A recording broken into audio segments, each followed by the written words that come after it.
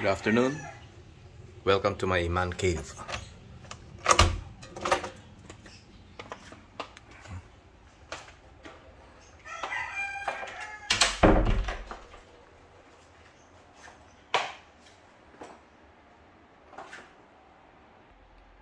So ngayong hapon i-discuss ko about Blue Label, Kasi laging iniis mo lang Blue Label, overrated daw. Di naman daw ganun kasarap. Mababang klase lang daw siya kasi nga 40% ABV. Well, partially true, part true, pero hindi totoo yun kasi maraming klase ng Blue Label naman, Siyempre yung standard na Blue Label 40% ABV.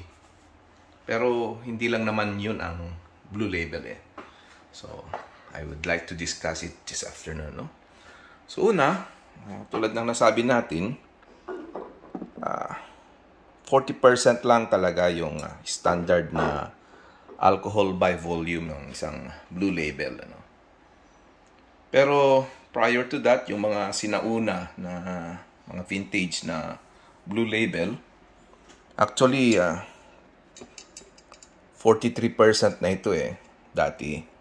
43% yung mga vintage. Pero nung nagpalit sila ng nagre-label sila, naging 40% ang standard. Pero every now and then, nagre-release din naman si Johnnie Walker ng may special editions nila. Usually, katulad nito, decorative lang, yung packaging lang iniiba nila, pero standard pa rin yung kanyang alcohol by volume, which is 40%. So, hindi ako masyadong nangungulekta ng ganito kasi nga packaging lang naman, pero ang mahal. So, it's not worth it kasi yung content niya, pareho lang, 40%. Pero may mga release na kakaiba. I mean, hindi siya standard, Katulad na lang itong mga Ghost and Rare na itong latest na series nila, Ghost and Rare.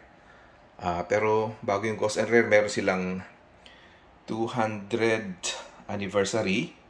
Itong Legendary 8. Kung makikita nyo rito, 43.8% ang kanyang alcohol by volume. So, Legendary 8 kasi it came from, alam naman ninyo, ang Blue Label ay blended. So, it came from 8 major distilleries ng Johnnie Walker.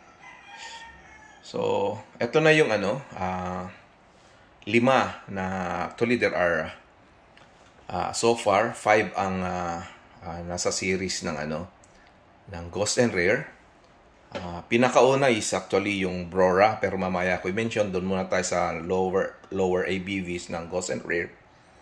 Ang ikalawa sa series ng Ghost and Rare ay ang Port Ellen, na makikita nyo katulad ng Legendary 8, 43.8% din siya, So, blended din siya, pero around 50% or more ang content niya ay galing sa Port Ellen, Then next is Glenmorangie Royal, which is also 43.8%, So, ayun. Then next is Petit Veik, which is also again 43.8%. So, next is Port Dundas, which is also 43.8. So, standard siya sa sa number 2 to number 5 series ng ng Ghost and Rare. 43.8 sila, including yung Legendary 8, Pero yung unang release ng Ghost and Rare, which is ito yung pinaka rare sa kanila at incidentally pinakamahal din, ay yung Brora, Brora and Rare, which is actually 46% ABV. So, kung makakita kayo ng Ghost and Rare na Brora, 4 keeps na yan kasi kakaibang presyo niya kaysa dito sa ibang Ghost and Rare, So, kung tatanungin nyo anong lasa ng Ghost and Rare, ay ibang klase. Kung nakatikim ka ng Ghost and Rare, ibang klase, ibang level talaga kesa doon sa standard. So sa mga nakatikim na nito, they can attest na ibang klase ang Ghost and Rare series, no?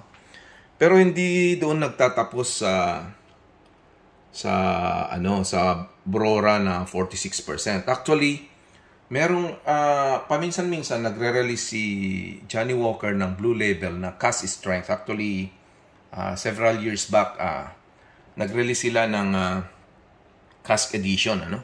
So dalawa-tatlong beses na rin silang nakapag-release previously. So makikita ninyo rito, mataas ang kanyang ABV itong mga Cask Strength nila.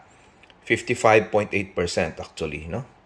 So, syempre ang price nito is much higher than the standard na Blue Label kasi nga Cask Strength. Actually, hard to come by na rin ito kasi halos wala nang stock na natira nitong Cask Strength na to. Around nung kasagsagan ng pandemic, nag-release din sila ng what you call this? Great Inventions, no? So again, tong Great Inventions na to, limited dito sa Taiwan limited edition to. Ang alcohol content din nito ay 55.8, no? So kaparehas din ng dati nilang Cask Strength, no? Parang rebottled lang siya with much more beautiful design ng bottles niya. At ito nga siya, no? 55.8% din, no? So, syempre iba din ang presyo nito, kakaiba kaysa doon sa naunang Cask Strength. So ayan, na-share ko lang kasi ang iniisip ng ibang tao dyan na hindi naman talaga familiar sa Blue Label. Akala nila ito lang ang meron, 40% lang. Pero maraming klase ang Blue Label, ano? Yun nga lang, karamihan is katulad ng sinabi ko kanina, binabago lang nila yung design ng bote, pero 40% ang content.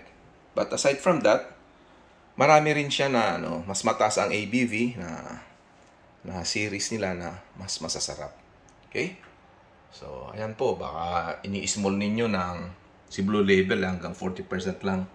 Ayan po ang katunayan na meron silang Cask Strength releases. Ayan lang po. Have a nice day.